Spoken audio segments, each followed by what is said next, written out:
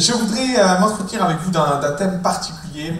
David est très inspirant. J'ai discuté avec quelqu'un il n'y a pas si longtemps que ça, à ce sujet de la vie de David, du roi David. Et quelque part, je voudrais me pencher sur une des histoires les plus noires qu'on peut trouver dans les Écritures. Et c'est d'autant plus noir que quelque part, on a du mal à comprendre comment David en est arrivé là. Comment un homme selon le cœur de Dieu, parce que c'est ce que Samuel va dire à Saül, comment cet homme selon le cœur de Dieu a pu aller si loin. Comment cet homme a pu pécher de cette façon-là. Et c'est vrai que quelque part ça nous interpelle sur la vie de David, ça nous interpelle sur ce qu'était David.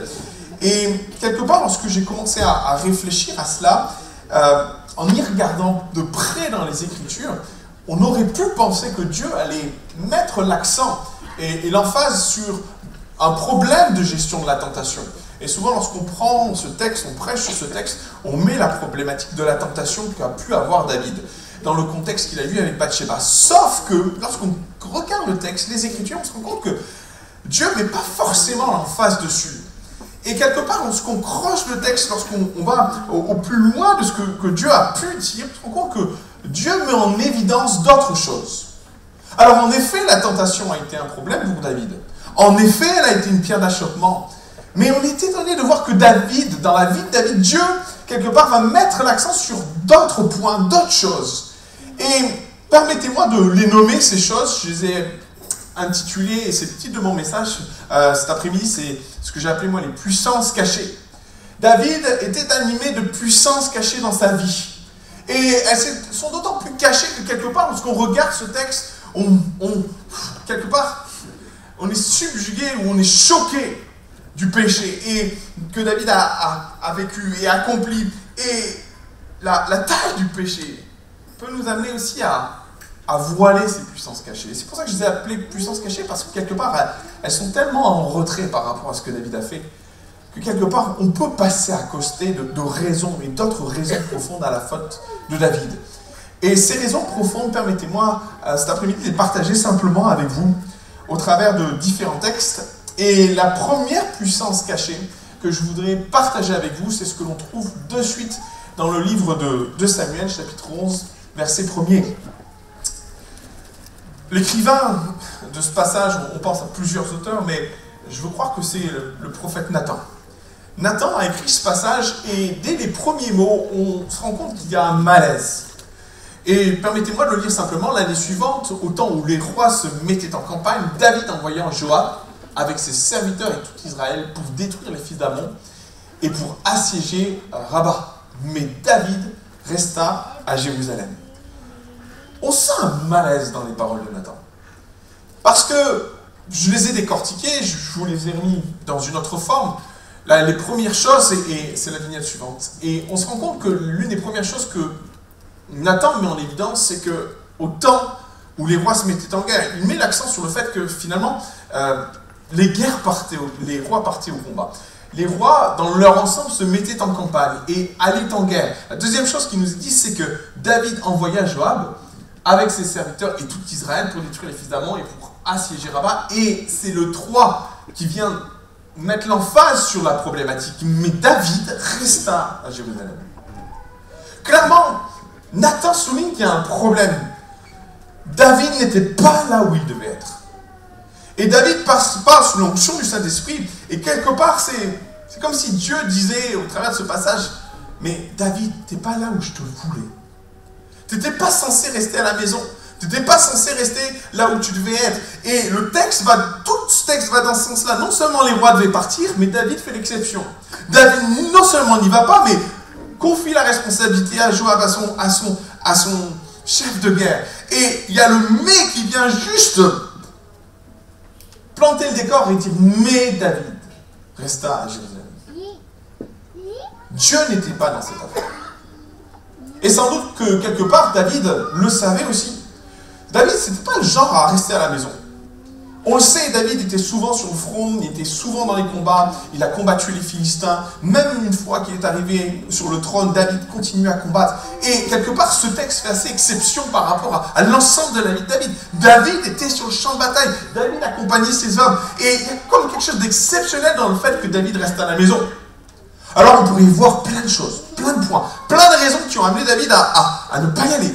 J'en ai souligné 3, je vais vous en partager. 3, l'idée du confort. Aller au combat, dans le contexte là, c'était rentrer dans une période de siège. Rabat était une ville sans doute importante, mais lorsqu'on parlait d'assiéger une ville, ça pouvait prendre des mois, voire des années. Et je me suis mis peut-être quelque part à la place de David, et je me suis dit, mince, ça va être long cette histoire, on va dormir dans des tentes pendant combien de temps?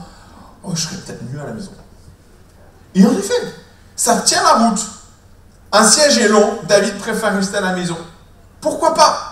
L'une des deuxièmes choses que j'ai peut-être mis en avant, la fatigue du roi. David a combattu une grande partie de sa vie, et puis une fois qu'il est arrivé sur le trône, il a continué à combattre. Peut-être pour la première fois, David, oh là, ce coup-ci, franchement, je suis fatigué. Et peut-être au lieu d'aller combattre, je vais renouveler mes forces. Puis d'ailleurs, on lit dans la suite que David a dormi, et c'est à la suite de son sommeil qu'il est monté sur la terrasse, mais pourquoi pas? David pouvait être fatigué.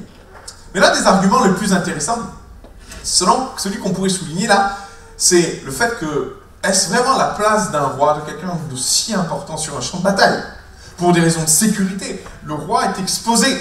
Autant donc rester à la maison. Et c'est un argument que vous pourriez et que vous pouvez trouver dans la suite, où à un moment donné, l'armée de David va dire à David, non mais reste à la maison, il vaut mieux que tu sois à la maison, c'est pas un lieu pour toi. Et dans l'idée de protéger la royauté, surtout, David, reste chez toi, reste à la maison. Et peut-être David a senti pour ce coup-là, oh, est-ce que je vais risquer ma vie sur ce terrain? Autant rester à la maison en sécurité. En effet, tant de raisons hypothétiques, je vous l'accorde, mais qui ressemblent tellement à notre discours quand Dieu nous parle et qu'on n'a pas envie d'entendre. Je vous laisse réfléchir à ça, parce que c'est tellement facile quand Dieu va dans notre sens. Mais quand Dieu ne va pas dans notre sens, et on discutait tout à l'heure, s'il y a bien une chose qui est compliquée par moments dans nos vies, c'est de connaître la volonté de Dieu. Je trouve, avec des années de ministère et des années de marche avec le Seigneur, que moi personnellement, des fois Dieu me parle de façon directe et claire, mais des fois c'est... Alors, quand c'est des prises de position, de foi dans ce que j'ai reçu de la part de Dieu, et puis vient à cela, comme c'est des positions de foi, le doute, les incertitudes, et puis quand Dieu place quelque chose sur votre cœur, mais quelque part c'est une position de foi que vous devez adopter, vous rentrez dans une argumentation avec Dieu. Je ne sais pas si ça vous arrive ça. On argumente avec Seigneur, t'es sûr vraiment? Parce que franchement, je vais être en galère. Franchement là, Seigneur, ce que tu me demandes de faire, est-ce que tu penses vraiment que je vais être en sécurité? Est-ce que tu penses vraiment que je suis en état de le faire? Connaissez ces arguments qu'on peut avoir avec Dieu? David l'a eu. Jonas l'a eu. Je peux vous garantir que nous, on l'a aussi. Ce temps d'argumentation avec Dieu, où quelque part, face à ce que Dieu nous demande de faire par moment, on vient sur le terrain de l'argumentation. Et David, certainement qu'il est venu sur le terrain de l'argumentation quand il est venu le temps pour lui d'aller au combat. David lui argumentait avec Dieu en faveur de rester à la maison. Et peut-être qu'il a dit à Dieu, écoute, vu mes responsabilités, vu les enjeux, pour ma sécurité, je vais rester à la maison.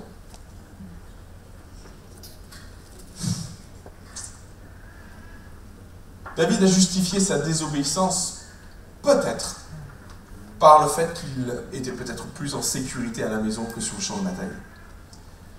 Sauf que cette désobéissance, ce jour-là, a trouvé sa légitimité, certes dans la sécurité, au travers du fait de rester à la maison, mais en réalité, cette même maison est devenue la tombe d'Amnon, d'Absalom, du premier fils de Bathsheba, d'Uri et de bien d'autres. Ce jour-là, David, une partie de lui, alors que peut-être pour des raisons de sécurité, il est resté à la maison, cette même maison est devenue la tombe de ses fils aînés et d'une partie de sa vie. C'est intéressant de comprendre que des fois, là où on se pense le plus en sécurité, c'est là où peut-être on est le plus en danger.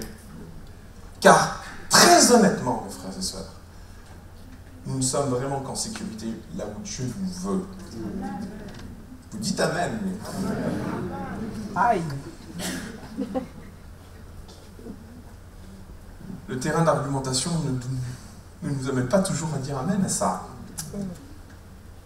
Et je voudrais vous interpeller par rapport à ça, car c'est tellement important d'être là où Dieu nous veut, et pas là où on pense être le plus en sécurité.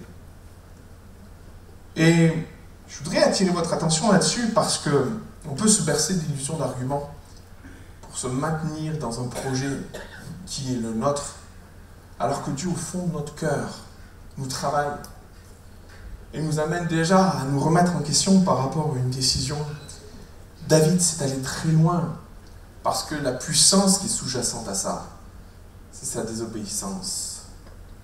David a désobéi. Et si notre forme d'obéissance n'est pas un franc non et massif, mais plutôt à un moment donné une argumentation parce que manque de prise de foi, ou un manque de foi par moment, ou un manque de sensibilité à ce que le Saint-Esprit nous dit, mettez ce que vous voulez derrière. Cette désobéissance va amener, c'est pour ça que je parle de puissance David, très très loin.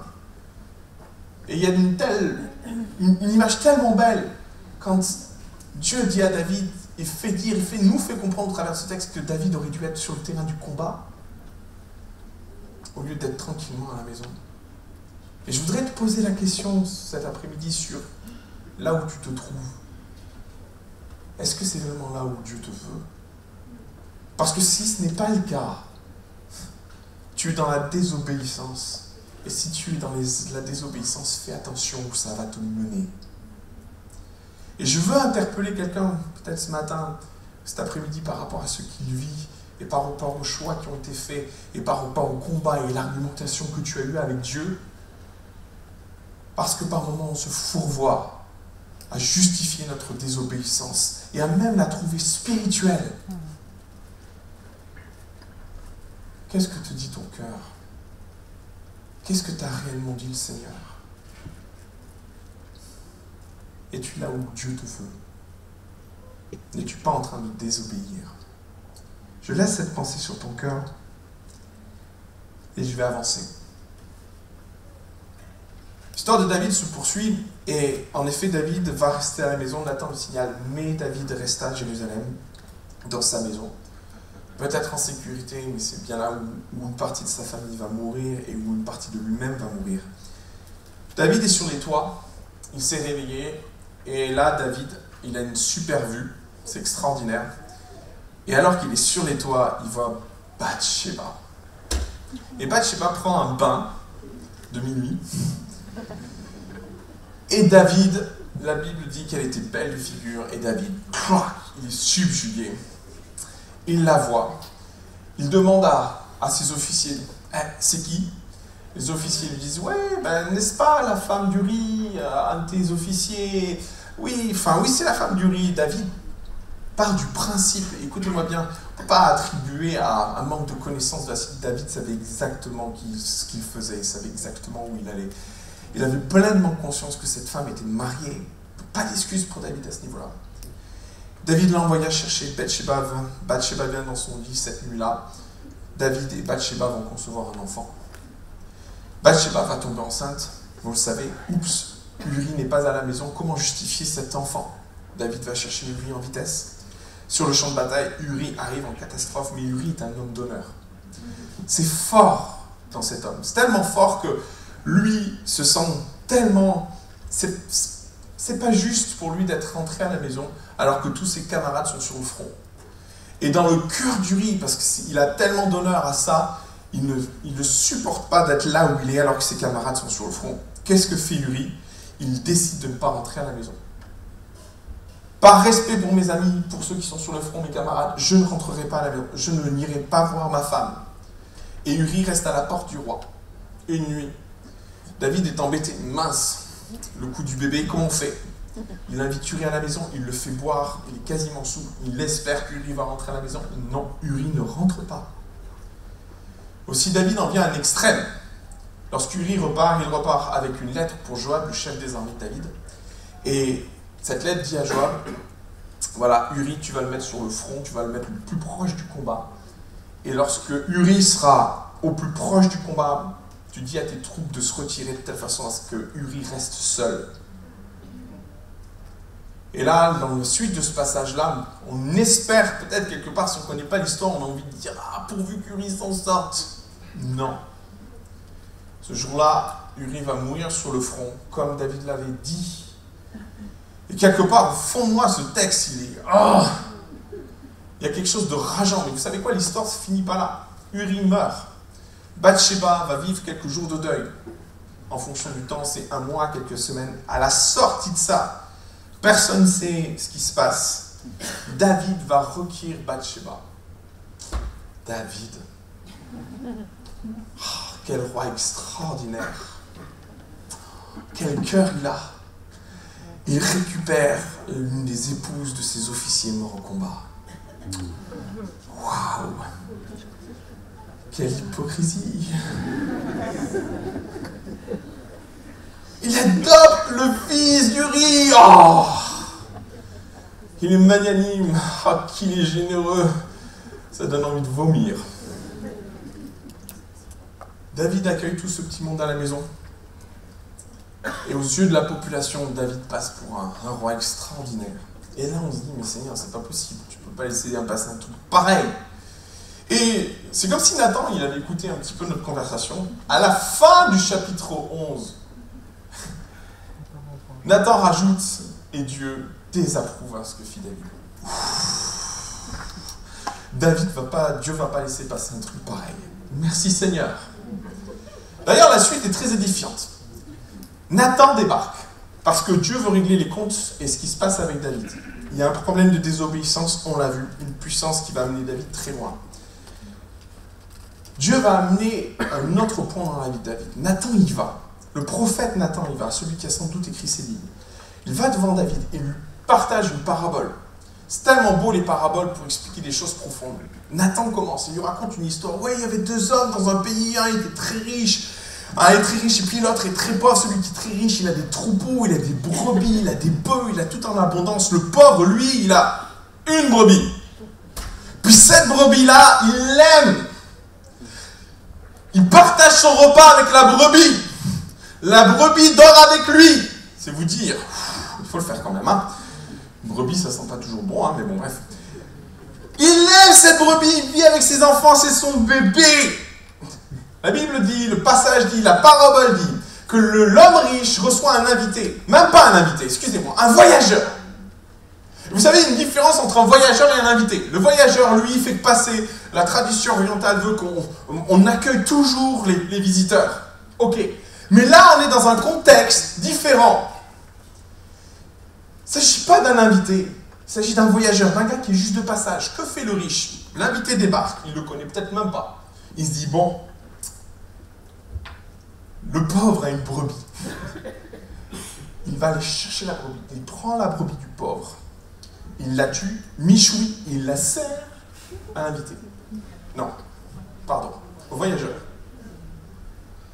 Et là, David, c'est ce que dit le texte, ça va rentrer. David va rentrer dans une colère, il s'enflamma, dit violemment contre cet homme, et dit à Nathan, l'Éternel est vivant, l'homme qui a fait cela mérite la mort. Verset 6, il rentra, il prendra 4 de ses brebis pour avoir commis cette action et pour avoir été sans pitié. Et j'imagine Nathan qui rajoute, ouais, t'as raison, tu te rends compte ce qu'il a fait. Oh, et David s'enflamme un peu plus jusqu'à ce que Nathan lui dise, c'est toi. Ouais. Vous savez ce qui m'a interpellé dans ce texte? C'est la réaction de David plus que le reste. Moi, je le trouve, d'une part, disproportionné. Imaginez-vous, il dit, David dit, cet homme mérite la mort.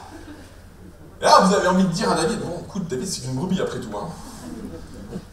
Parce qu'il faut tout remettre en... Mais il y a quelque chose qui est encore plus gênant là-dedans.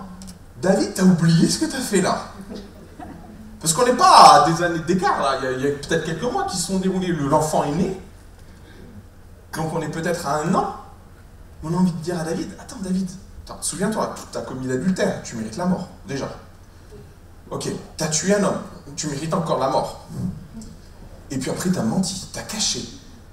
Et puis tu as continué à exercer ton rôle.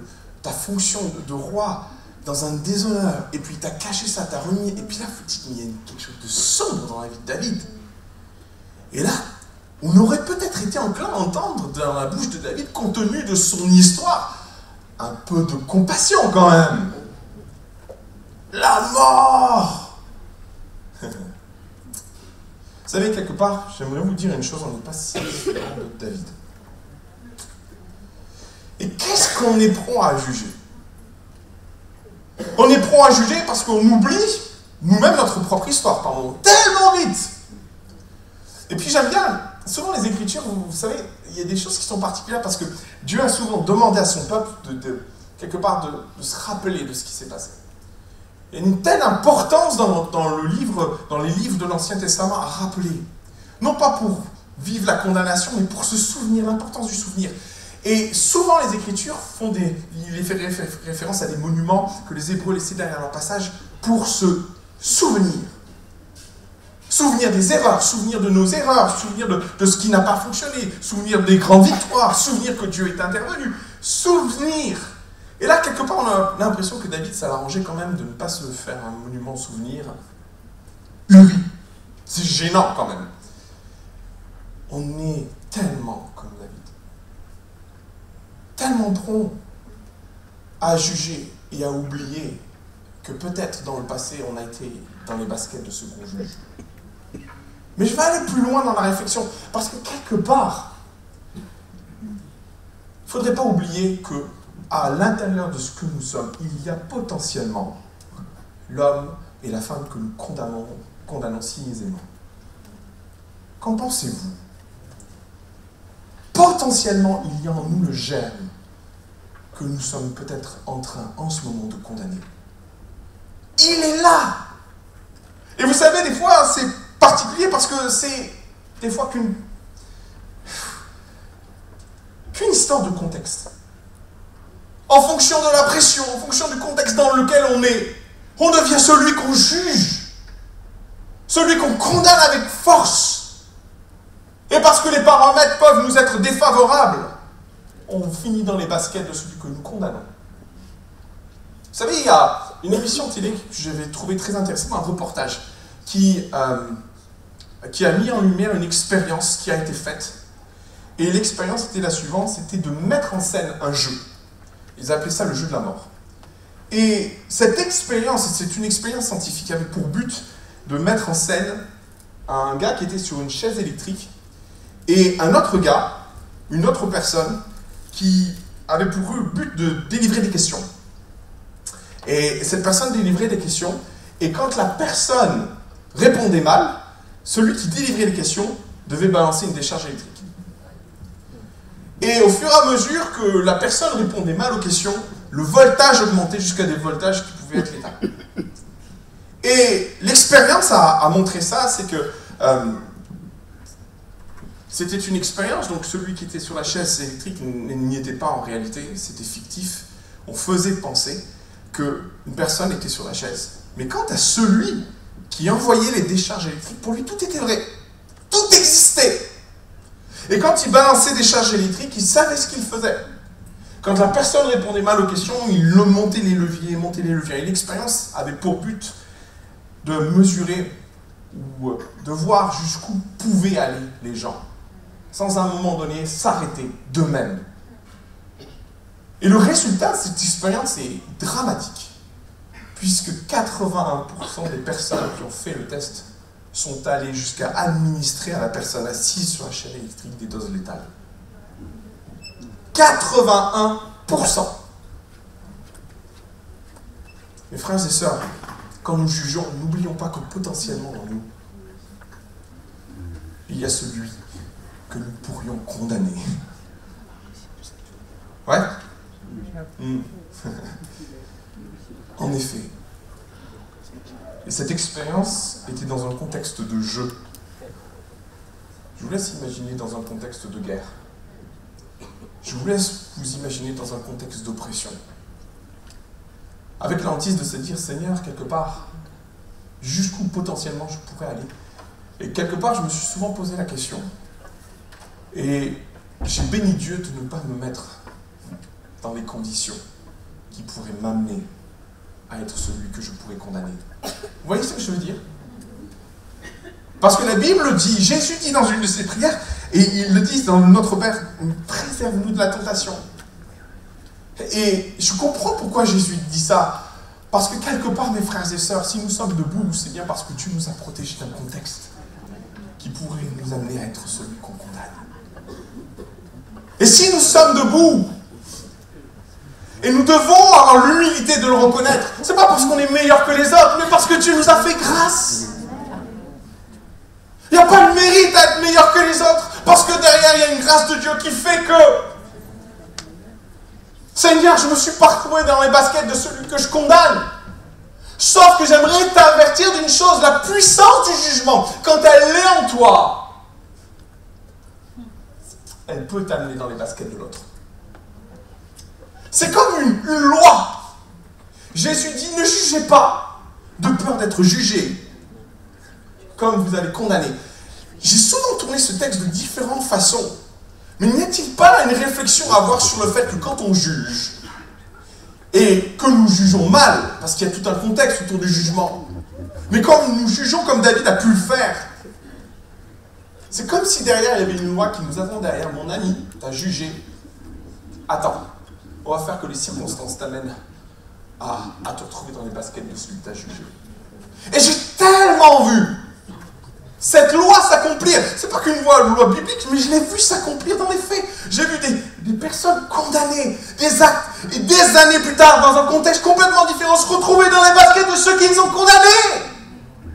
Et j'ai dit, Seigneur, il y a une espèce de loi du jugement qui s'abat sur nous, une puissance du jugement qui nous conduit à nous retrouver à la place de ceux que nous avons condamnés. Comme si Dieu réglait les comptes, nous rappelant quelque part, hey, c'est moi qui juge. C'est pas toi! Et prends garde au fait de lever la voix et de te prendre pour Dieu. Car ce que tu as condamné maintenant, tu es dans ses baskets. Et cet homme, cette femme, c'est toi! Quand j'ai lu le passage, vous savez, des fois, on vit des trucs bizarres dans les Écritures. Et vous savez, ma pensée, des fois on lit les Écritures, puis votre pensée s'envole, puis vous lisez machinalement, automatiquement, jusqu'à ce que je tombe sur cette parole de Nathan. Cet homme, c'est toi. Et vous savez, ça donne l'impression d'être déconnecté du contexte. Et puis, je me suis pris ça en pleine figure. Cet homme, c'est toi. Alors, j'ai eu bêtement, mais cette parole-là, elle m'a... Cet homme, c'est toi. Oh, mes frères et sœurs, on a besoin de tellement d'humilité. Tellement d'humilité pour ne pas laisser la puissance du jugement nous conduire dans les baskets de ceux que nous avons jugés. Et il y a comme un avertissement solennel de Dieu dans ce passage où David est allé tellement loin. Il mérite la mort. Ouais, David, vas-y. C'est toi. C'est moi. Potentiellement. Oh, garde-moi. Garde-nous, Seigneur. Tomber dans le jeu de la puissance du jugement, tellement facile. Et mes frères et sœurs, ça va même au-delà de ce que l'on dit. Qu'est-ce que je pense? Où mes pensées vont quand je me retrouve à la place de David? Soyons prudents. Puissance de la désobéissance, puissance du jugement. J'aimerais attirer votre attention sur la dernière puissance dont je vais vous parler maintenant.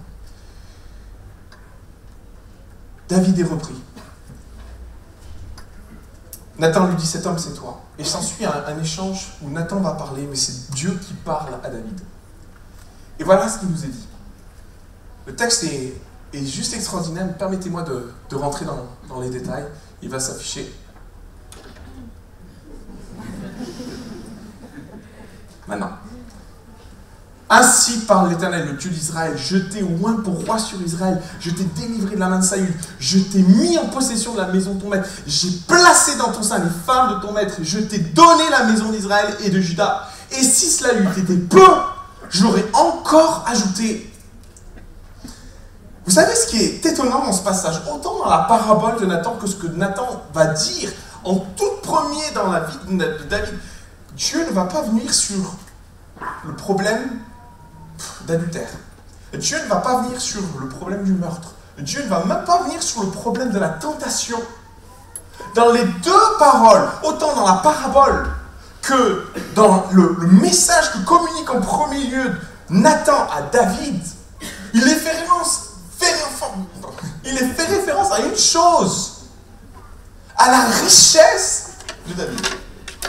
Lorsqu'on prend la parabole, il nous est parlé d'un homme pauvre, mais il nous est parlé surtout d'un homme riche, très riche, avec des biens, avec des bœufs, avec des moutons. Et quand Dieu poursuit sa réflexion et qu'il amène les choses sur la table, qu'est-ce que fait Dieu? Qu'est-ce que met Dieu en avant? Toutes les bénédictions que David a reçues. Les richesses dans lesquelles il était. Je t'ai oint pour roi sur Israël. Je t'ai délivré de la main de Saül. Je t'ai mis en possession de la maison de Saül, de ton maître. Qu'est-ce que Dieu est en train de dire? Tous les biens qui appartenaient à Saül, je te les ai donnés. Ils sont à toi. C'est aussi comme ça que quelques temps plus tard, Méphibosheth va récupérer ses biens parce qu'il était en la possession de David. David a pu donner à Méphibosheth parce que c'était en sa possession. Comprenez, Dieu est en train de faire la liste des bénédictions dans laquelle David se trouvait. Tu as récupéré la maison de ton maître, j'ai placé dans ton sein les femmes de ton maître. Je t'ai donné la maison d'Israël et de Juda. Et si cela eût été trop peu ou pas assez, j'en aurais mis encore. J'en aurais encore ajouté. Et c'est surprenant que Dieu vienne là-dessus. Pourquoi il ne parle pas de l'adultère? Pourquoi il ne parle pas du meurtre? Pourquoi il ne parle pas de tout ça? Pourquoi Dieu met en avant les bénédictions que David avait reçues? Autant David en avait, autant ça ne lui suffisait pas. Et c'est ce que David est en train d'attendre de la bouche de Nathan. C'est ce que David vit. Il vit l'abondance. Dieu l'a établi, il lui a donné un royaume, une maison, quelque chose d'établi fermement. David en a et il n'en a pas encore assez. Il y a une insatisfaction dans la vie de David. Et c'est la dernière puissance que je voudrais souligner cet après-midi. L'insatisfaction dans la vie de David va amener David tellement loin. C'est un feu dévorant, l'insatisfaction. Et dans la réflexion, et comprenez, David a tout. Tout ce qu'il pouvait rêver. N'importe quelle femme qu'il désirait dans le royaume, il pouvait l'avoir. Il en avait déjà 3, alors...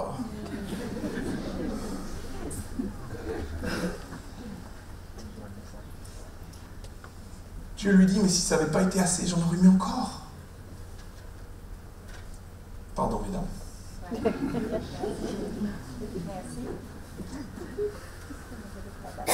Et là, on se rend compte que David n'en a pas assez. Dieu l'a béni dans l'abondance. Dieu lui a donné tout ce qu'il pouvait rêver, tout ce qu'un homme pouvait aspirer. Et là, David, sur le toit de la maison, il va chercher la femme d'un autre. L'insatisfaction dans ta vie va t'amener à aller chercher l'interdit. Et c'est en ça que c'est dangereux, la puissance d'insatisfaction dans ta vie. Parce que quand bien même Dieu peut te bénir et te bénir dans l'abondance, si tu es rongé par cette puissance, elle va t'amener droit dans l'interdit.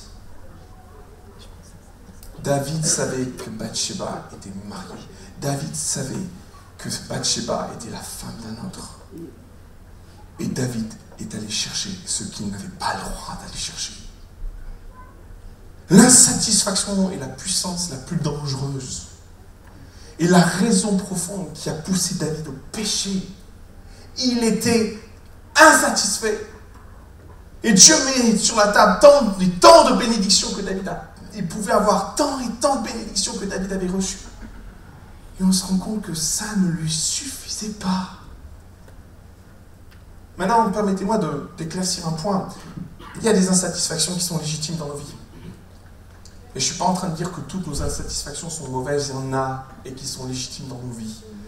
Et maintenant, je voudrais te laisser une parole de la part de Dieu, parce que dans ton insatisfaction, qu'elle soit bonne ou mauvaise, légitime ou pas, les conséquences pourraient t'amener, dans les deux cas, à chercher l'interdit. Maintenant, regardez ce que Dieu dit quand même Et je veux parler à celui qui vit une insatisfaction légitime. Dans ta vie, il y a quelque chose qui gâche un peu ta joie et qui t'amène à être en difficulté. Mais voilà ce que dit Dieu, et je le dis tellement de fois, Dieu va dire au travers de la bouche à David, mais si ça avait été trop peu, j'en aurais rajouté encore. Et face à ton insatisfaction légitime, je voudrais te laisser cette parole de Dieu, parce que tu peux être en souffrance par rapport à ça. Et elle est légitime dans ta vie. Mais si peut-être c'est trop peu, tu as le droit de dire à Dieu, j'en ai besoin de plus. Dieu n'est pas en train de dire que David avait tort, ou que l'on a tort à dire au Seigneur, bon, j'ai du mal à me contenter de ce que j'ai, parce que j'ai ce point noir dans ma vie. Dieu l'entend. Vous pouvez dire amen à ça? Amen. Dieu entend ton insatisfaction quand celle-ci est légitime. Et permettez-moi d'être très clair sur les termes, parce qu'il y a des insatisfactions qui sont légitimes dans ta vie. Aussi, c'est tellement réconfortant d'entendre dire, tu peux avoir le sentiment de trop peu. Et tu peux même dire à Dieu, hey, c'est pas assez. Ça tombe bien. Je peux en rajouter, Dieu te dit. Maintenant, il y a des insatisfactions que j'estime et que Dieu estime illégitimes. Et c'est pile ce que David vit. Et là, c'est un autre problème. Cette insatisfaction illégitime, quoique toutes les insatisfactions peuvent te mener à l'interdit. Attention. Je veux t'encourager à persévérer dans ton insatisfaction légitime, parce que Dieu te dit qu'il veut en rajouter maintenant. Dans ton insatisfaction illégitime, je voudrais juste t'avertir de la part de Dieu. La puissance dévastatrice va bien au-delà encore que la désobéissance, ou même le fait d'être dans le jugement. Cette puissance-là va amener David tellement loin. Tellement loin. Alors c'est un cumul de toutes. Mais dans le cœur de David, le premier argument que Dieu lui sert, je t'ai tellement donné. J'ai tellement pourvu à ta vie. Pourquoi tu as laissé l'insatisfaction t'amener chercher l'interdit? Il y a comme une souffrance dans le cœur de Dieu à avoir béni son enfant et à ne pas comprendre pourquoi ce cœur est allé si loin chercher quelque chose qui allait le détruire autant. Il y a comme cet avertissement solennel de la part de Dieu sur ta vie. Il y a une insatisfaction illégitime qui est une puissance dévastatrice, aussi dévastatrice qu'elle a pu détruire la vie de David, aussi dévastatrice que ce qu'elle a pu amener la famille de David au fond du trou. Et je voudrais t'avertir par rapport à ça. Et quel que soit le niveau d'insatisfaction illégitime dans ta vie, à partir du moment où il y en a une, elle peut te conduire tout droit à l'interdit. Il y a une insatisfaction dans ton couple. Il y a une insatisfaction dans ton travail. Il y a une insatisfaction, mais là où tu veux d'ailleurs. David est allé chercher l'interdit pour assouvir une insatisfaction illégitime dans sa vie. Ça va détruire sa vie. Et ce matin, il y a comme un avertissement de Dieu qui te dit, elle peut détruire ta vie, cette puissance. 3 puissances. Le jugement, la désobéissance, l'insatisfaction. 3 puissances qui peuvent être des œuvres dévastatrices dans ta vie. Des œuvres dont tu peux faire le choix ce matin de délaisser au pied de Christ, de les abandonner au pied de Christ, et de dire Jésus, je prends conscience de ces puissances qui sont en moi. Puissance illégitime, Dieu t'a dit de les abandonner ce matin. Puissance légitime quant à ta satisfaction, oui, il y en a, mais Dieu te dit que si c'est trop peu, alors il veut te donner plus. Puissance d'insatisfaction illégitime dans ta vie, ce matin, il faut qu'elle meure. Et comme un cri de Dieu, comme une parole prononcée sur ta vie, ne laisse pas l'insatisfaction illégitime l'emporter sur tes choix, tes décisions. sur ce que tu vas faire. Maintenant, Dieu ne veut pas t'abandonner dans ton insatisfaction. Il y a une œuvre que le Saint-Esprit veut faire dans ta vie. Une œuvre peut-être miraculeuse pour t'amener à penser que dans ce que tu as puisé dans Dieu, il y a la satisfaction à tous tes besoins. Écoutez-moi bien, c'est tellement important ça. Tu peux trouver en Dieu la satisfaction totale dont tu as besoin. Maintenant, il y a une position de foi. Il y a un rejet ferme et volontaire d'une insatisfaction illégitime dans ta vie qui va te conduire directement à l'interdit. Aussi, ce matin, je voudrais t'inviter à abandonner au Seigneur ta vie, ces puissances qui sont en toi, dévastatrices, qui vont faire une œuvre de sape dans ta vie spirituelle, dans ta famille, dans ton entourage. Ne laisse pas la désobéissance, ne laisse pas le jugement, ne laisse pas l'insatisfaction te conduire sur le toit d'une maison, à contempler l'interdit et à le vouloir dans ta maison. Seigneur Jésus, nous venons devant toi cet après-midi et nous voulons déposer nos vies à tes pieds. Nous voulons nous abandonner à toi. Et alors que je prie, mon Dieu, je voudrais encourager des frères et des sœurs à prendre position ouvertement, à confesser dans leur vie les puissances dévastatrices, les puissances cachées. Que ce soit le jugement, que ce soit la désobéissance, que ce soit l'insatisfaction de ta vie. Il est temps pour toi de les déposer aux pieds de Jésus, de les mettre en lumière. Elles sont cachées. Ne laisse pas le péché. Ne laisse pas le péché avoir le dernier mot dans ta vie. Combat la racine pour vivre la plénitude de ce que Dieu veut t'amener à vivre en Jésus. Si c'est trop peu, Dieu te dit qu'il est prêt à en ajouter. Alors, saisis cette parole de foi et prends position en Jésus cet après-midi.